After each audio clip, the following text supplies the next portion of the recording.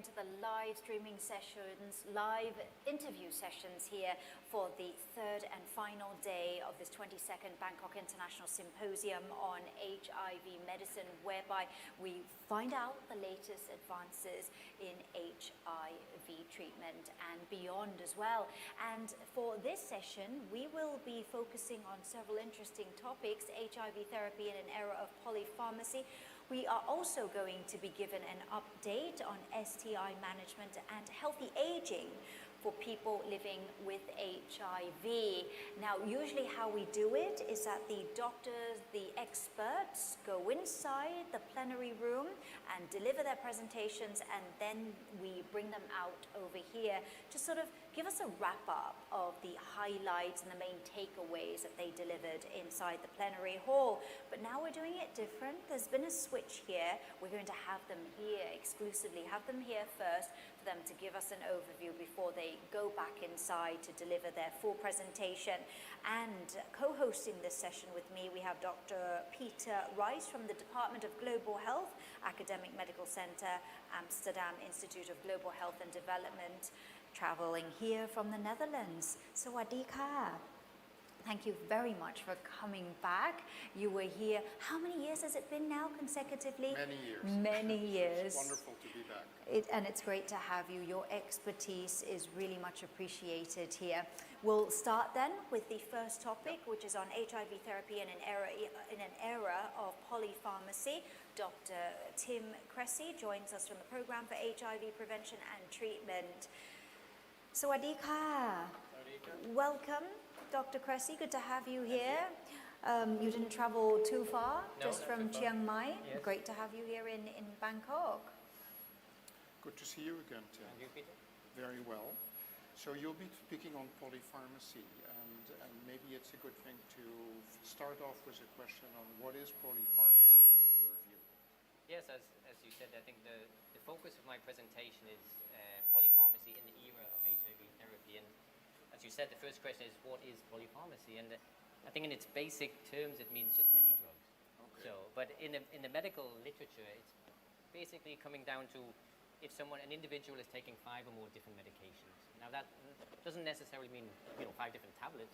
It's actually the medications themselves. So it could be many more tablets than that. So in an HIV world, as we've seen at the meeting over the last few days, the medications are excellent now, coming from regimens to 2 or 3 drugs, but often now in one formulation. Right. So, but then when people living with HIV are on antiretroviral therapy, during their life, they're going to be taking other medications at different stages of their life. So adding these drugs on top of antiretrovirals is where the polypharmacy issues arise. Right. And then why is that important? Why does it need to be studied? What does it mean for the patient? What problems would it be able to cause? Yeah, so the problem with polypharmacy can be, and as I mentioned, it can occur in an individual who is HIV infected. They may have issues when they're first infected. Maybe they have other concomitant diseases, such as tuberculosis. Right. So at this stage of their treatment, they may require tuberculosis treatment and antiretroviral treatment. And adding these 2 drugs and treatments together can then, depending on the interaction between the drugs, can either increase the efficacy of one drug or decrease the efficacy of another. And it's a little bit of a drug dependent. So, but on the opposite side of the coin, it could be that the drug concentrations perhaps go too high and toxic. So it's a balance of getting, adding these drugs together does not necessarily go together nicely, and they have to be adjusted accordingly. Right. So it's important to get that right, and it's important for clinicians to know about this. But at the same time, I could imagine that as a clinician, there's multitudes of drugs. It's difficult to keep track of what interactions and how. So how can you assist clinicians in dealing with that? So I agree that, there's only so much information you can keep in your brain. Right. You cannot remember every drug-drug interaction. Right. So during a drug development process, during that period of time, they do often do common drug-drug interactions with drugs that are commonly used in everyday clinic with antiretroviral drugs. So we know some of the interactions. But of course, they don't do every single interaction study possible. So it's impossible to know in some cases when you say, I need to prescribe this drug, what will happen.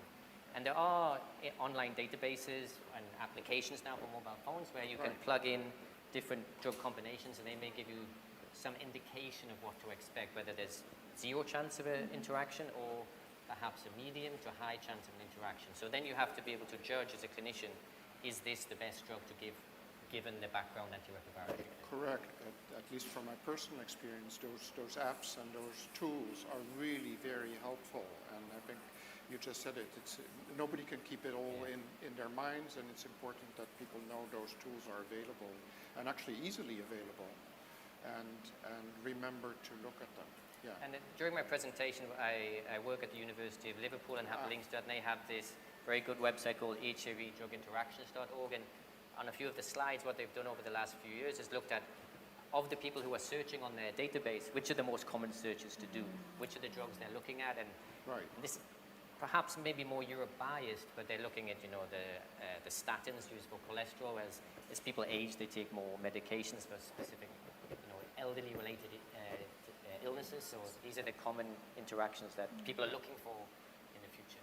Definitely, and they are also the ones that have created the app, which is very easily downloadable, and I personally couldn't do without it. So, no, that's wonderful. So, in your talk, apart from the general issues that you'll be discussing, are there any specific key elements that for the region that you will bring out? I think one of the issues that, like I said, often the drug-drug interactions are more focused around, core diseases or core illnesses, but often there's people wants to take things for health in the, let's say, the mid-adulthood, like, vitamins, maybe they have some antacids, but also for females taking contraception.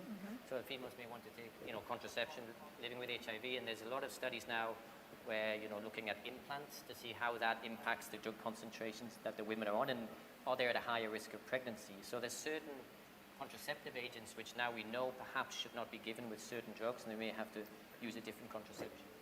And thinking of continuing that theme, here in the region, thinking of certain key populations like men having sex with men or transgender women with hormone replacement therapies and stuff, chemsex, I would assume that again is an area which, for someone like yourself, investigating drug interactions is a very relevant one. Yeah, over the last few years, the chemsex studies, which are very difficult to do in terms of doing a study and looking at chemsex.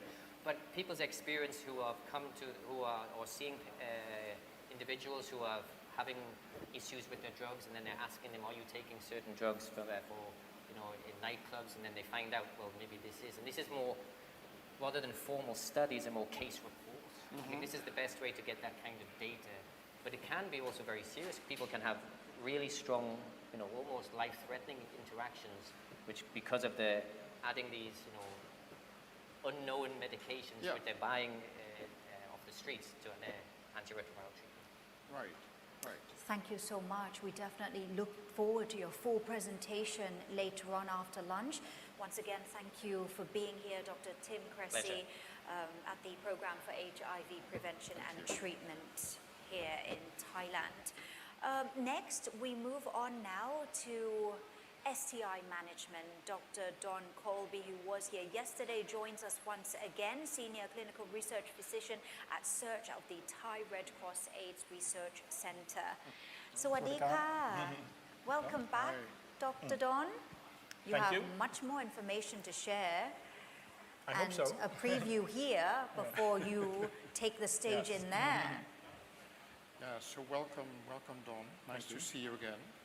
STIs, obviously something very relevant, I would say globally, but certainly also here in the region. And lots of ground to cover, I could imagine, in the talk. So what in your mind are like the three main, or some of the key important things that you want to address in your talk, or that you'll be addressing? Yeah, so one in the talk we'll put a little bit about epidemiology, and that's right. You said the rates are increasing everywhere.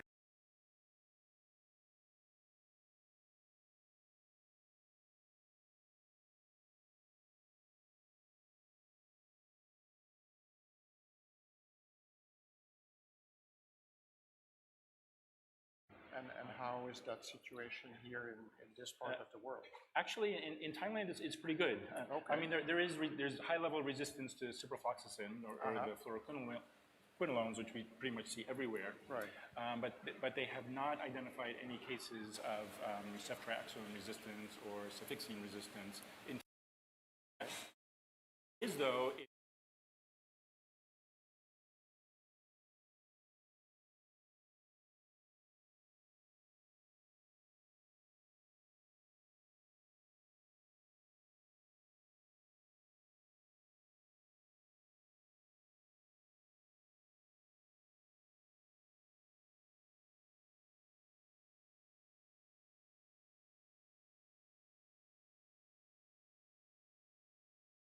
PrEP for HIV. Right.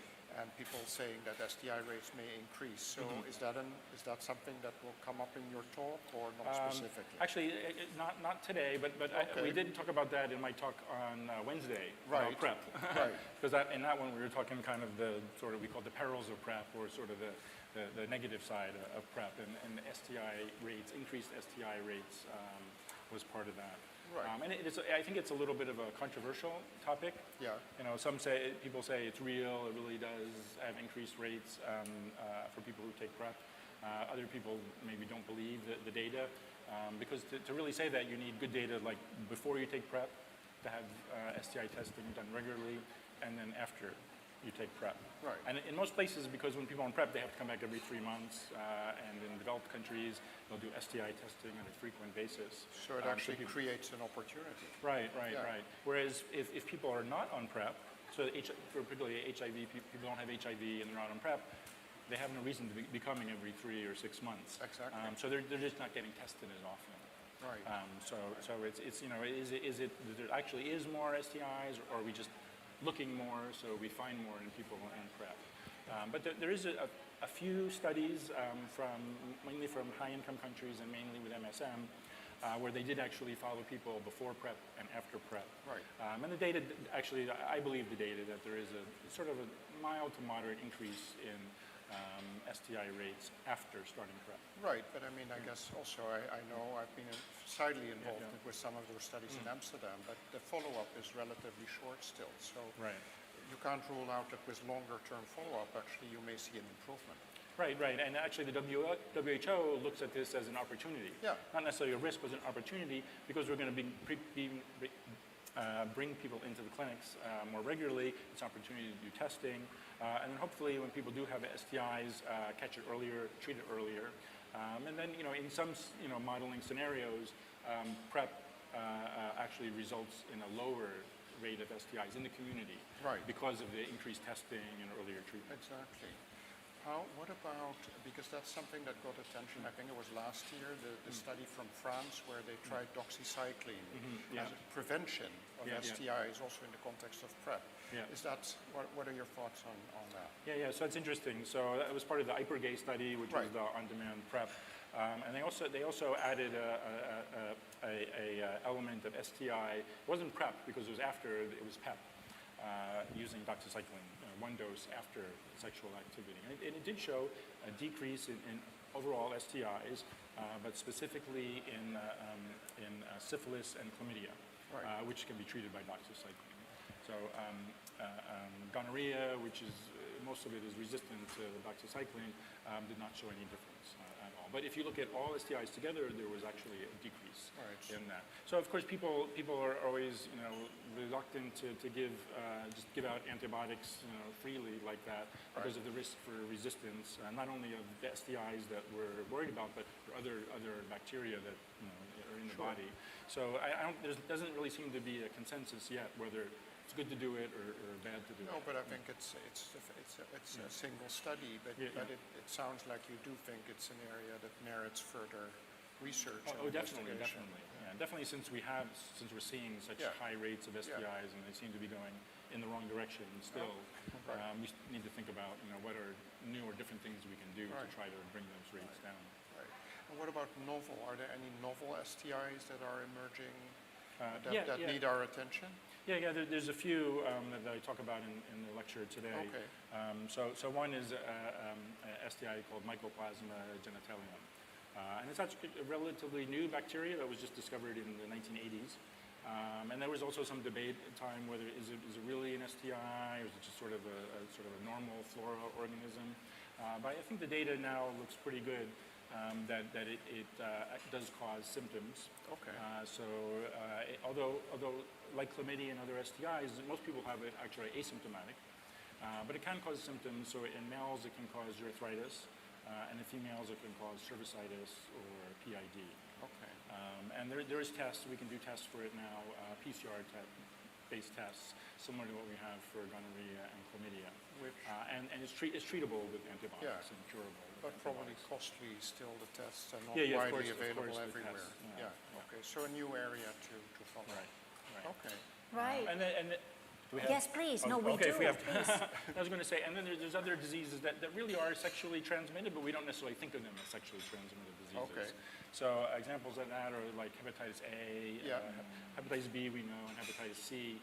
And we've actually seen outbreaks of hepatitis A and C in our HIV positive populations in Thailand within the last few years, which is very clearly sexually transmitted. Right, so that sounds like similar what issues like we've seen in my own part of the world, which are clearly important. And of course with hepatitis C, you now have a treatable condition, and my understanding is the price of drugs is decreasing in the region, so it becomes affordable. But again, it all starts with diagnostics and detecting. Okay, well, that's very interesting. Is there anything else like top take-home messages from your talk that you want to share with the audience? One of the things we didn't mention so far, but I think is important, is HPV vaccination. Actually, obviously, HPV, human papillomavirus, is a sexually transmitted disease. There's a vaccine, a very effective vaccine for it. And it's spotty whether it's recommended in the national programs for vaccination in Asia. But even in the places where it's recommended, the implementation so far has not been very good. So that's something I think that we have a ready vaccine for it. Most ministries of health are recommending it, but we really need to get it out to the people who need it. So that's something I think implementation side is essential, and especially since from this particular region or the Asia Pacific region has shown that it actually works, and it's preventing cancer is clearly a big plus. Okay, well, thank you very much and for being with us. Okay, Thank you, Dr. Donn Colby. We definitely look forward to the full talk, the full update on STI management, which is happening today at 2 p.m. Okay, so thank you. Stay around as he'll share with you all the latest updates regarding STI management. And now for the last topic for this final live interview session, we will be focusing on healthy aging. So ladies and gentlemen, I'd like to now invite to our set here Dr. Reena Rajasuriar, Senior Lecturer at the Department of Pharmacy, University of Malaya in Malaysia. Sawadee ka. Thank you. A warm welcome. Hi, Peter. Hi. So we're talking about a topic which is close to my heart, as you know, in my research. So why is nowadays aging always on the agenda at any conference? What's the need? Well, I think we can credit that to the really good antiretroviral therapies that we've had. And I think now it's 37 years since the start of the epidemic. And since the introduction of antiretroviral therapy, that has really extended the lifespan of people living with HIV. At one time, the disease used to be seen as a death sentence, but now it's a chronic manageable disease, which means everybody is living to near normal life expectancies, and you're growing old. And so the pattern of the demographics of people living with HIV is changing. There are more and more people living to ages above 50 years old, 60 years, 65 years old, which is the official cutoff age for elderly in terms of chronological age. And so we are having more and more people living to this age categories, and individuals are developing age-associated diseases which we never saw before, and now we're seeing more and more of. Right.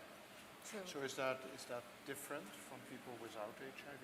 Because unfortunately, we're all, as we get old, and I'm speaking for myself clearly here, we're at risk. Yeah. Is that to a large extent the same in people So with HIV or what different? we're seeing is that many of these conditions, the onset of conditions are occurring much earlier. And whether this is because the process of aging is occurring faster or because you have a much higher risk factor, lifestyle risk factor that's causing these conditions. And this is still sort of debatable within the field. But what we're seeing is many age-related comorbidities, frailty occurring at a much younger age in patients. And that poses some problems. One is that means that screening for many of these conditions need to happen much earlier, potentially. And a lot of the times for our patients, they come to the infectious disease or the HIV doctor is the only doctor that they see. Right. Which means the HIV doctors now need to also start managing a lot of these diseases or these comorbidities, which otherwise usually are managed by primary care doctors, which means your expertise and your time and your consultation and all of these will change over time. And Right, but at the same time, you may not actually get the time during your office hours to do that. To do all of that. So I think people, clinicians, are struggling everywhere across the world, Yes. right, on how to best deal with this. Manage these conditions. And there may not be one best single model. I Yes. guess it depends on how your healthcare is set up. Exactly. I think how we manage this whole interface of aging and HIV is going to be very contextual. Yeah. It's going to be very dependent on what your healthcare system looks like, how much of expertise you have within your clinic. And I think in the low middle income countries, this is going to be moving towards perhaps task shifting, getting some of the screening and early management to be done by trained nurses or paramedics, so that doctors can be left to deal with the more serious conditions, because we're never going to have the resources or the health support, the HR support that other developed countries have. But we still have to deal with the problems. We can't just let it be. And do you think HIV actually, in a way, can serve as a model? I mean, we're living in a world where nowadays universal health coverage is the new buzzword, which is easier said than done, I think. Yes. But to what extent is what you'll be talking on and what you're involved with maybe able to actually make that happen? Initially in the context of HIV, but hopefully wider than that? I think I'd like to hope that it will, because HIV then can be the focal point of where patients come to, but then you then bring in other expertise in order to do collaborative practice. And I think it will take a lot of communication, coordination, but I don't think that it's impossible. I think if everybody has the patient's best interest at heart, you will be able to achieve collaborative care that way. Yeah, so it really must come from the approach of patient-centered medicine. Exactly. And it's interesting how where we are now, and at the Thai Red Cross AIDS Research Center, they've taken that on. Yes. Not so much from the side of aging, but providing services to transgender people, Exactly. Adolescents, and maybe that model can be expanded into the issues that you're talking about. That's true. And I think a lot of what the Thai Red Cross has done is also listen to the needs of the community. Exactly. And that's something I think not many people have done in the realm of research in HIV and aging. A lot of the time it's come from a very clinical researcher perspective. But we've not really taken the time to ask the community what is it that is of concern to them and what they would like us to work on. And that was some of the things that I'll be touching on in my presentation later. Okay. In your presentation, we haven't touched on research in the area of HIV and aging. Is that something that you'll bring up in your talk? And are there like main areas that, in your opinion, need attention? So one of the things that I've been trying to introduce is the concept of functional aging rather than chronological age, because we always define aging by your birthday or your age, 50, 60. But people can have different capacities. Right. At an age of 50, there are some people who are still very fit and can run marathons, and some people who just can't do simple things like walk up And the that's stairs. true for people with HIV on treatment as well. Exactly.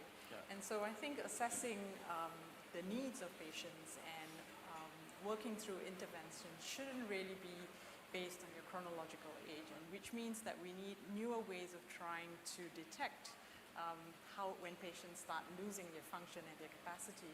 And that might need further training for ID clinicians or how we manage the patients. But it's really looking at a whole new concept of how we manage these patients in terms of aging, not really just by age, but really how they deal with their day-to-day lives. Right, but also at the same time maybe develop predictive markers Exactly. of who is going to not do well and who's going to do well, and yes. then how can we intervene? Exactly, and that will need quite a bit of collaborative research within different countries, because what we've been trying to do is borrow lots of tools from the non-HIV population and try to Right. fit that within what we've been doing with patients with HIV. Yes. But the process of aging might be different, and what drives aging might be different. And for us to validate these tools again, we'll need large cohorts in order to do that. Right, and it might be different, but it might also be the same. Exactly. So I think what I've learned is to really keep a very open mind in this complex field. But yeah, and again, I mean, if we would be able to accomplish what you're saying in the context of aging, that could have major spillover for the general population Exactly. and an aging global population. Right. Any additional, without giving everything away, anything additional from your talk that you want to specifically stress No, just here? tune in. Great. Tune in, and I'm sure they will appreciate you so much giving us an overview of what you will be covering in your talk later on healthy aging among people living with HIV. Thank you very much. Thank you. Khop to you. Thank you. Dr. Reena Rajasuriar, Senior Lecturer at the Department of Pharmacy at the University of Malaya in Malaysia. And I must thank you so much, you as well, Dr. Peter Rice from the Department of Global Health, Academic Medical Center and Amsterdam Institute of Global Health and Development, joining us from the Netherlands. Thank you You're so very welcome. much. Thank you. Thank you. And that is going to wrap up the final live interview sessions as part of the 22nd Bangkok International Symposium on HIV medicine. Continue to tune in, as we do have a lot more coming your way, many more experts and doctors sharing with you the latest advancements. But we will be back with you again next year for the 23rd Bangkok International Symposium on HIV medicine. My name is Pachari Raksawong. Sawadee ka.